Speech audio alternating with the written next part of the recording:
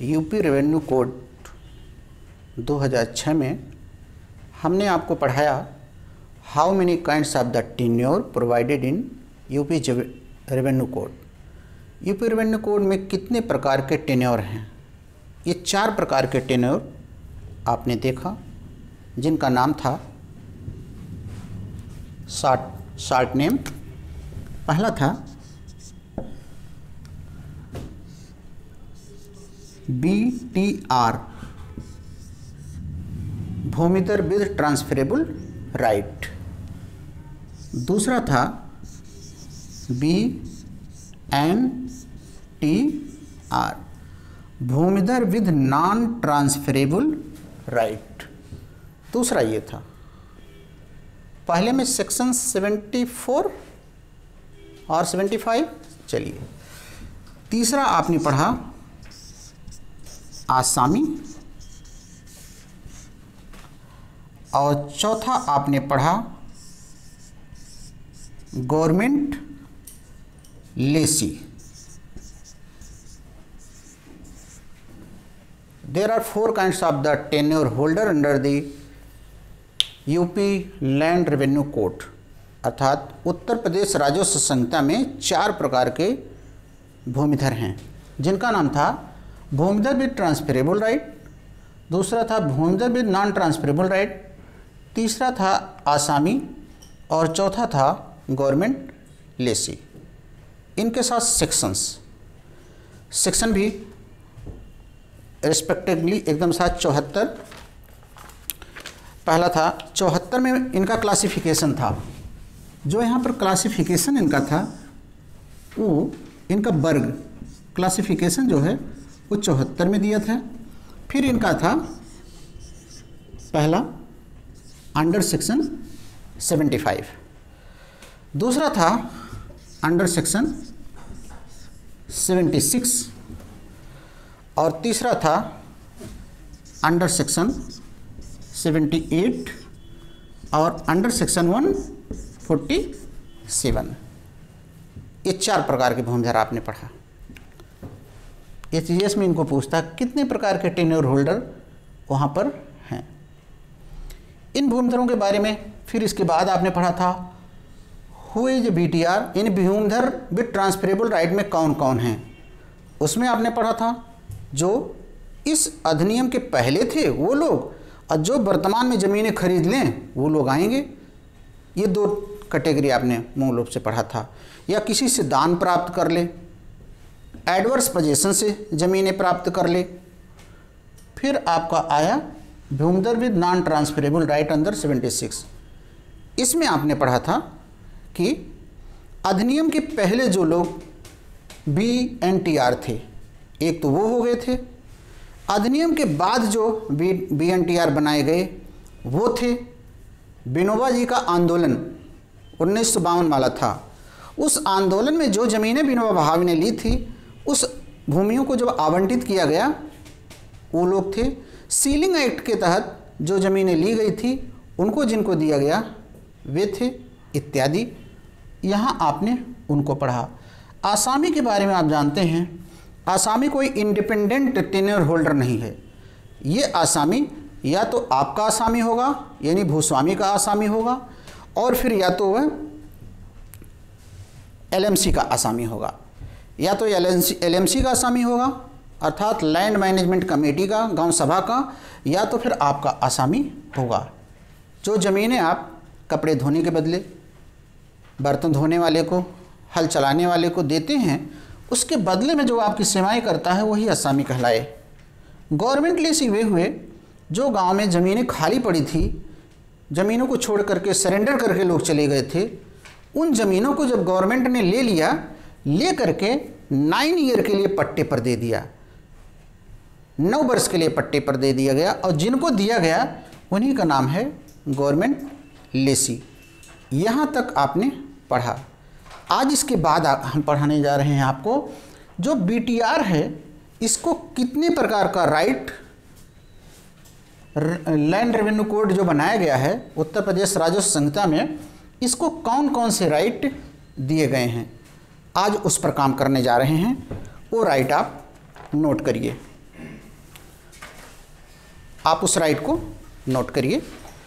Right of the tenure holder, संक्रमणीय अधिकार वाले भूमिधर के अधिकार। Right of bhumidhar with transferable right, rights of bhumidhar with transferable right. इनके क्या क्या अधिकार हैं? पहले अधिकार आप रट लीजिए। हम पढ़ रहे हैं rights of the tenure holder, और उसमें जो राइट हम पढ़ रहे हैं वह है बीटीआर के राइट। इनको क्या क्या अधिकार मिला है लिखिए। इनका अधिकार अस्थाई, परमानेंट, वंशानुगत, हेरिटेज एंड ट्रांसफरेबल होता है और अंतरणीय होता है। एंड ट्रांसफरेबल, अंतरणीय होता है। संक्रमणीय अधिकार वाले भूमिधर का अधिकार वंशानुगत, हेरिटेज, परमानेंट, अस्थाई और अंतरणीय, ट्रांसफरेबल होता है। ट्रांसफरेबल होता है। बड़ा रोचक बात है, यही ट्रांसफरेबल राइट जो इनको मिल रहा है, यही इसका सर्वश्रेष्ठ अधिकार है। ये जमीन किसी को भी बेच सकता है। तो अगला पॉइंट हमारा है, पहले सुन लीजिए। यही ट्रांसफर करने का राइट इस भूमिधर का सबसे बड़ा अधिकार है। लिखिए ये पॉइंट को। यही अंतरणीय अधिकार, यही अंतरणीय अधिकार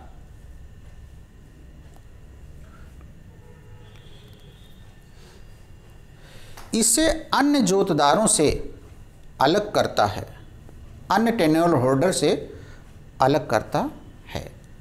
the right of the transfer differ the other tenure holder to BTR. BTR जो है, जो इसको ट्रांसफर का राइट एक्स्ट्रा मिल रहा है, यही अन्य जोतदारों से इसे अलग कर रहा है। जैसे आपसे पूछा जाए कि कौन सा ऐसा सर्वश्रेष्ठ भूमिधर आपके पास है, तो आप कहेंगे बीटीआर। व्हाई? आप कहिए ट्रांसफरेबल राइट, जो अन्य से इसको डिफर कर रहा है, अलग करता है। फिर अगला पॉइंट, ऐसे भूमिधर के निम्नलिखित अधिकार हैं। ऐसे भूमिधर के निम्नलिखित अधिकार हैं।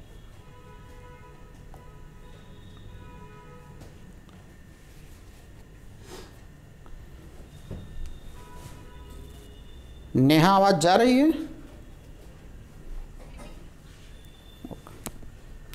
पहला अधिकार, अब सारे अधिकार हम आपको एक साथ लिखा रहे हैं। पहला अधिकार, एकांतिक कब्जे एवं किसी प्रयोजन के लिए भूमि के प्रयोग का अधिकार है। एकांतिक कब्जे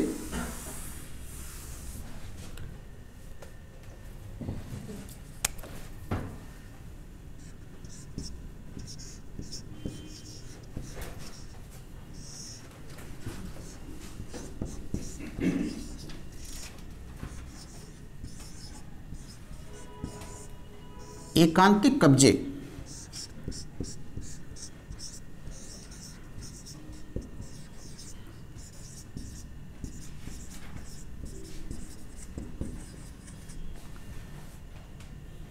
एवं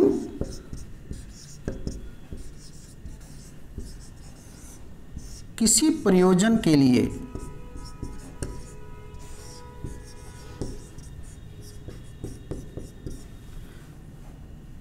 इसको अंडरलाइन कर लीजिएगा। किसी प्रयोजन के लिए, अंडरलाइन नहीं, इन्वर्टेड कामा में करिएगा। किसी प्रयोजन के लिए भूमि के प्रयोग का अधिकार, भूमि के प्रयोग का अधिकार।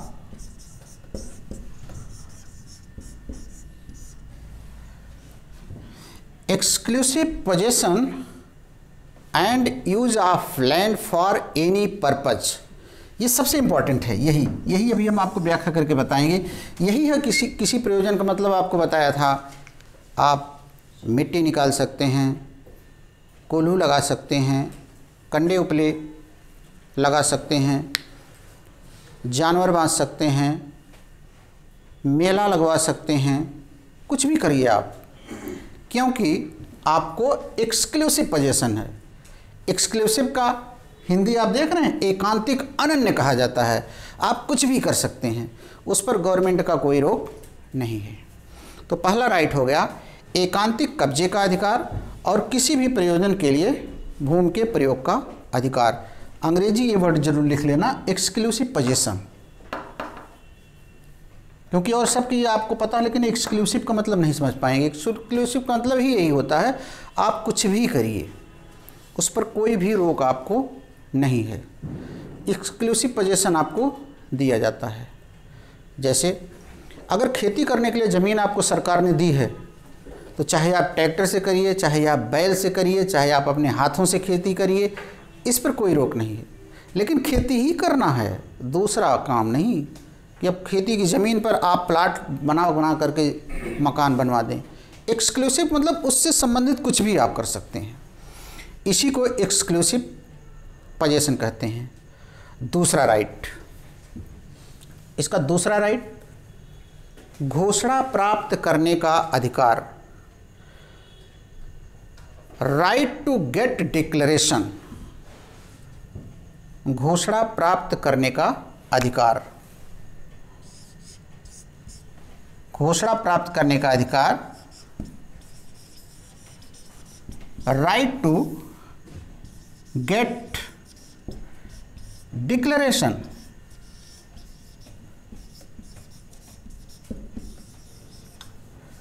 राइट टू गेट डिक्लेरेशन, घोषणा प्राप्त करने का अधिकार। बहुत बड़ा अधिकार है। खेती नहीं करने का मन है तो सरकार से नेचर बदलवा लीजिए एसडीएम से, और उसमें मिल खड़ी करवा लीजिए, कारखाना खड़ी करवा दीजिए। तो राइट टू गेट डिक्लेरेशन दूसरा राइट। सब राइट को आप लिख लीजिए, फिर एक एक को हम पूरा बता देंगे आपको। तीसरा राइट है राइट टू ट्रांसफ़र, संक्रमण का अधिकार, राइट टू ट्रांसफ़र, संक्रमण का अधिकार। अगला आपका पास हो गया right to transfer.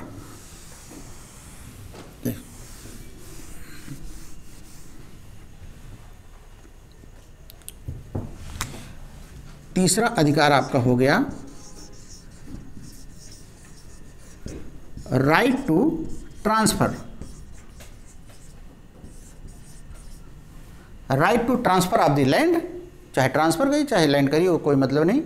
Right to transfer, यही राइट जो है इसको सबसे डिफरेंट कर रहा है कि राइट आपको ट्रांसफ़र का मिलता है। चौथा राइट टू एक्सचेंज, विनिमय का अधिकार, राइट टू एक्सचेंज, विनिमय का अधिकार,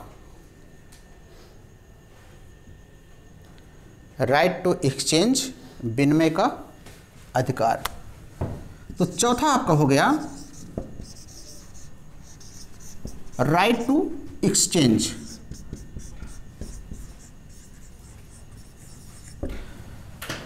right to exchange your land with LMC with any other person. जैसे आपका मकान यहाँ है, आपके मकान के एक सामने एक प्लाट है, वह प्लाट आपके मित्र का है, आपके मित्र के सामने आपका प्लाट है, दोनों एक्सचेंज आप कर सकते हैं agriculture plot. Right to exchange of the land mutual consent से 10% की मालगुजारी का अंतर हो, आप कर सकते हैं। अगला राइट राइट टू विल, जो अगला राइट है राइट टू विल माने वसीयत करने का अधिकार। राइट टू विल, वसीयत करने का अधिकार।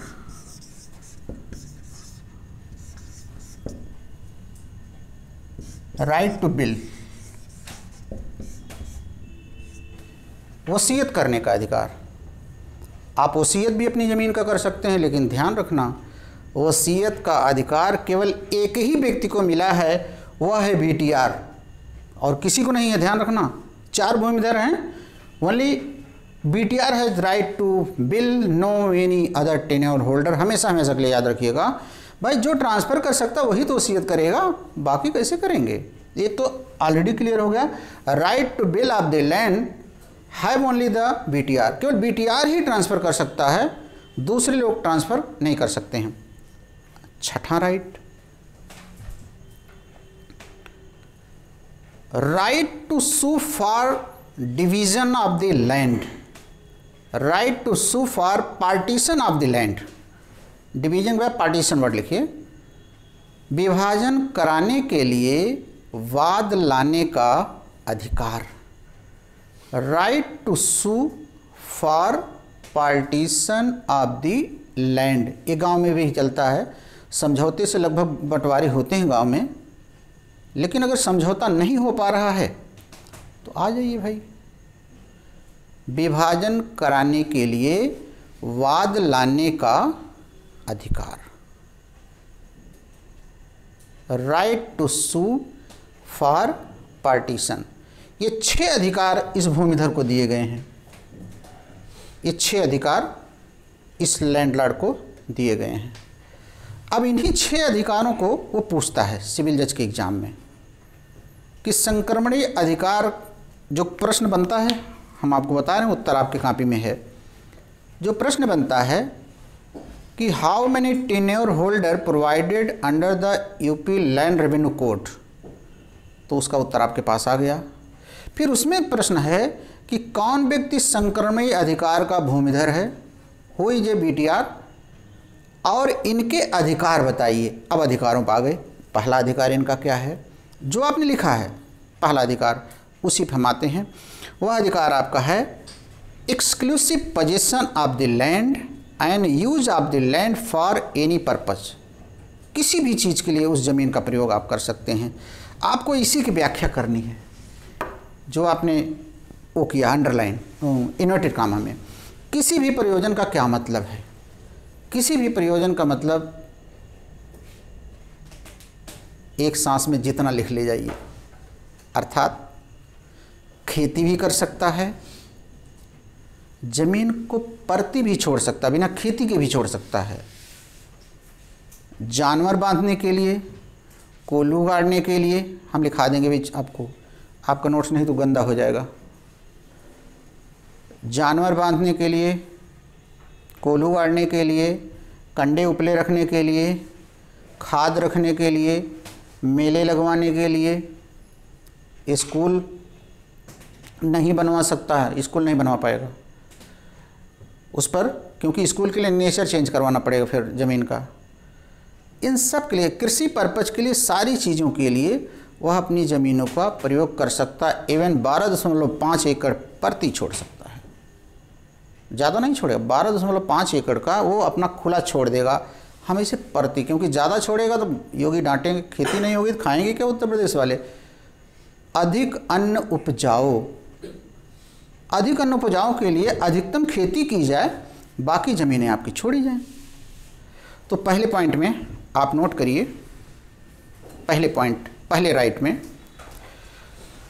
उत्तर प्रदेश राजस्व संहिता 2006 धारा 79, उत्तर प्रदेश राजस्व संहिता 2006 धारा 79 सब क्लास 1 बीटीआर वाले भूमिधर को 2 अधिकार देती है।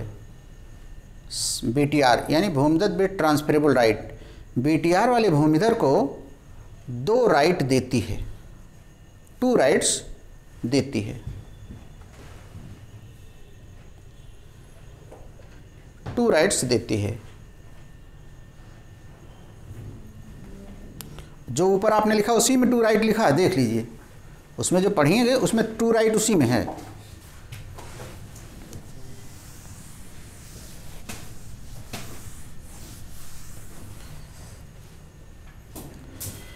वो दोनों राइट देखिए, पहला एक्सक्लूसिव पोजीशन और दूसरा use of the land for any purpose, दोनों उसी में है, तो अपना दोनों लिख दीजिएगा। पहला, किसी भी प्रयोजन के लिए भूमि के प्रयोग का अधिकार, use of the land for any purpose, किसी भी प्रयोजन के लिए भूमि के प्रयोग का अधिकार।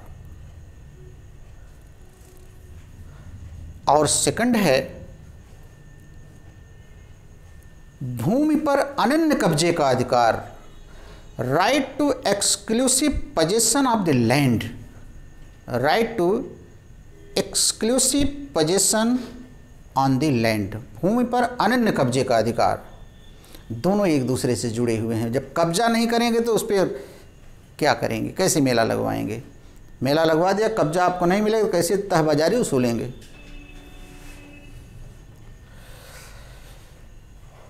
पैरा चेंज, यहाँ पर किसी भी प्रयोजन का मतलब, यहाँ पर किसी भी प्रयोजन का मतलब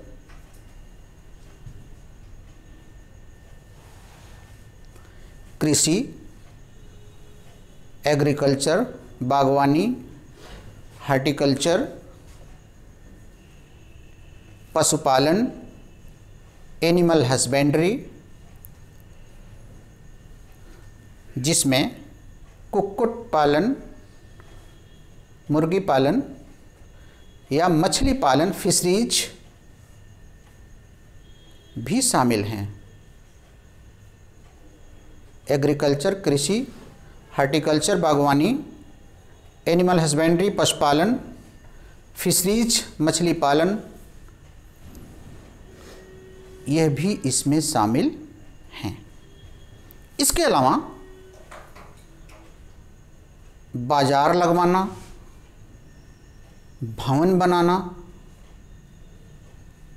बाजार लगवाना, भवन बनाना, मार्केट और मेकिंग बिल्डिंग, इसके लिए भी वह प्रयोग कर सकता है, भवन भी बना सकता है, वह भवन भी बना सकता है। अब किसान को थोड़ा सा रोब आ गया कि एक्सक्लूसिव पोजीशन अगर मुझे मिल ही गया है तो हम ज़मीन के अंदर घुसने वाले हैं, यानी अंदर का पेट्रोल भी निकालेंगे, डीजल भी निकालेंगे और कोयला निकाल करके तो माला माल हो जाएंगे। ऐसा कुछ तो यहाँ संभव नहीं, मगर इलाहाबाद में मोरंग निकालेंगे। तो क्या मोरंग निकालना एक्सक्लूसिव पोजीशन में आता है कि नहीं? ये झगड़ा उत्पन्न हो गया कि आपको एक्सक्लूसिव पोजीशन ओपन लैंड पे है कि अंडर लैंड पे है। रोज़ लाठी लेके ठोक रहे हैं कहाँ पेट्रोल है, पेट्रोल है। और उसमें एसडीएम ने देख लिया ये क्या है, वो केंद्र सरकार को फ़ोन कर दिया, भाई ये क्या हो रहा है, आप लोग पेट्रोल ढूंढ रहे हैं अंदर। योगी सरकार आप ऊपर ऊपर रहिए, अंदर हम हैं केंद्र सरकार, पेट्रोलियम केंद्र सरकार। तो इस पर केस लाई कि exclusive position only for purpose of the agriculture, not any other purpose. Case का नाम लिखिए, पहले वो टाइटल लिख लीजिए, खनिज निकालने पर रोक, restriction on mines and minerals. खनिज निकालने पर रोक, restriction on mines and minerals. तो चूंकि एक्सक्लूसिव पोजीशन के जो अधिकार दिया गया है उसमें आपको ये नहीं दिया गया है, यहां पर शब्द आया है बड़ा ही महत्वपूर्ण है, एक्सक्लूसिव पोजीशन। इसी एक्सक्लूसिव पोजीशन का दुरुपयोग किसान करना शुरू कर दिया। जो एग्रीकल्चर वाला है ये इसका दुरुपयोग शुरू कर दिया। खेती में मन नहीं लगा तो नीचे सोना ढूंढना शुरू कर दिया, कोलार की खान अपने खेत में ढूंढ रहा है। तो एक्सक्लूसिव पोजीशन में प्रश्न आया कि आप खनिज निकाल सकते हैं कि नहीं निकाल सकते हैं। तो उत्तर इसका सर्वप्रथम आया Kesla. Sharma and company, Sharma and company versus state of UP, Sharma and company versus state of UP, AIR 1975 Allahabad, AIR 1975 Allahabad, ये केस आई।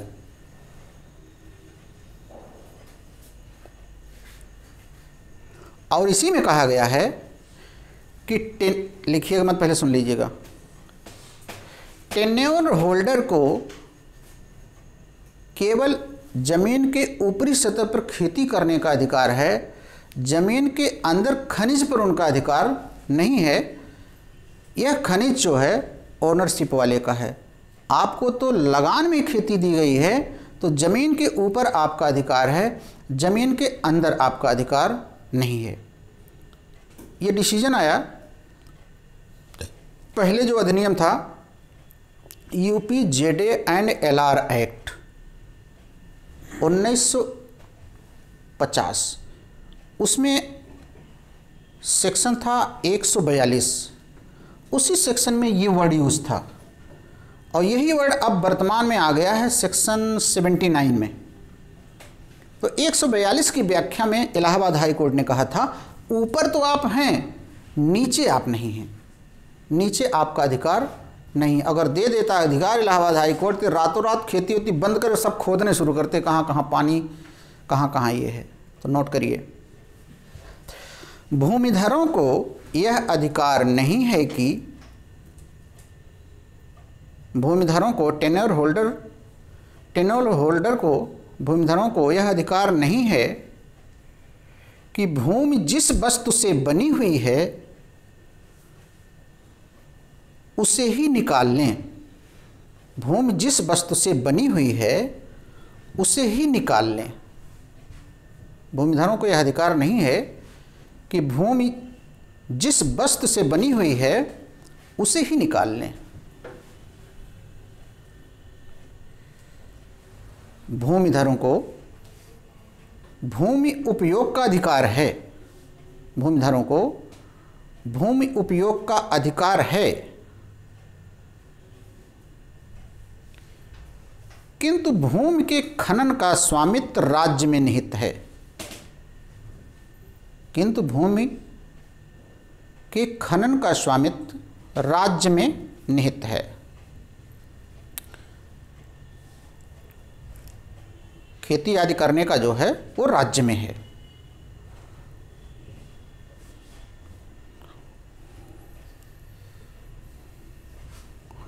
तो ये डिसीजन बड़ा ही सराहनीय रहा। फिर इसके बाद दूसरी केस आई सुप्रीम कोर्ट की, भगवान दास बनाम स्टेट ऑफ यूपी, भगवान दास बनाम स्टेट ऑफ यूपी।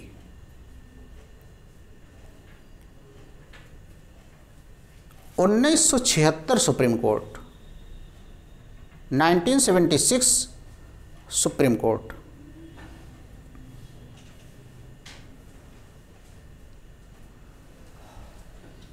इसमें मोरंग के बारे में कहा उसने कि खनिज यह जरूरी नहीं हो कि जमीन के नीचे हो, खनिज ऊपर भी हो सकता है। खान एवं खनिज जो है mines and mineral, it is not necessary to under the land, it is open land, ये बाहर भी हो सकता है। तो मोरंग बाहर से जो था उसको उन्होंने इसमें डिसीजन दिया। देखिए, इस मामले में कहा गया कि यह आवश्यक नहीं है कि माइंस एंड मिनरल, खान एवं खनिज, माइंस एंड मिनरल, खान एवं खनिज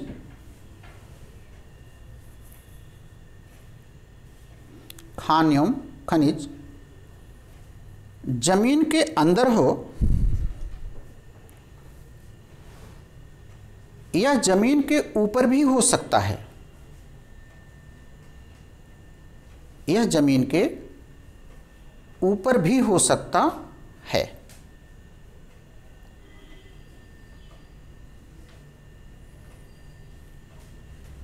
दोनों केसेस का डिसीजन का निष्कर्ष क्या निकला? Tenure holder use their land only for the agriculture purpose. देखिए ऑब्जेक्ट होता है ना, एक ऑब्जेक्ट क्या है, हम आपको खेती के लिए दिए हैं, इसका मतलब थोड़े कि आप पेट्रोल डीजल ढूंढने के लिए खेत को बर्बाद करें। और हम आपको लेटेस्ट बताते हैं, इधर गवर्नमेंट के एक लॉ आया था कि किसी खेत से आप मिट्टी नहीं निकाल पाएंगे। बड़ी दिक्कत हो गई थी, नहीं मिट्टी निकाल के ले जाके कहीं पाटते थे, आप उसमें से मिट्टी अगर निकालने चलते हैं तब तक पुलिस आ जाती थी, अपने ही खेत की मिट्टी नहीं ले जा पा रहे थे। यही सब वाली दिक्कत है कि अपने ही खेत की मिट्टी आप निकाल करके कहीं ले जाइए, रोक देती थी पुलिस और पैसा कमाती थी। अब फिर आप जब उनको डांटेंगे, वकील को छोड़ करके, वकील तुमको समझा देगा, उनसे पूछेगा ला ये ला, उनके पास ला रहता नहीं, इधर भी नहीं रहता, बस ये कहते हैं ला ये ला, लेकिन इनका पलड़ा भारी पड़ जाता है। आइए सेकंड पॉइंट इसका,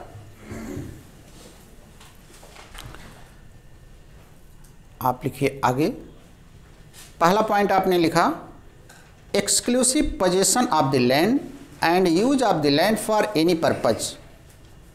लेकिन दूसरा पॉइंट आपने लिखा खनिज निकालने पर रोक है, खनिज आप नहीं निकालेंगे। और खनिज पर आपने 2 लैंडमार्क जजमेंट पढ़े, शर्मा एंड कंपनी बनाम स्टेट ऑफ यूपी, भगवान दास बनाम स्टेट ऑफ यूपी। इससे ज़्यादा आप मत लिखिएगा सिविल जज में केस। नेक्स्ट पॉइंट, बीटीआर का अगला राइट, चकबंदी के दौरान भूमि को कृषि के अलावा अन्य प्रयोजनों के लिए उपयोग पर रोक। During consolidation scheme tenure holder does not use the land for except कृषि पर्पज। चकबंदी के दौरान भूमि को कृषि के अलावा अन्य प्रयोजनों के लिए उपयोग पर प्रतिबंध। टेन्योर होल्डर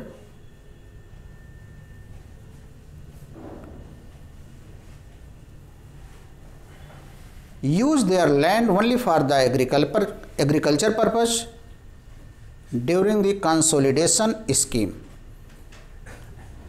देखिए जब चकबंदी चलती है, कंसोलिडेशन एक्ट 1953 में सेक्शन 4 में जब घोषणा कर दी जाती है, इलाहाबाद का पूरा जिला चकबंदी क्षेत्र में आ गया। तो फिर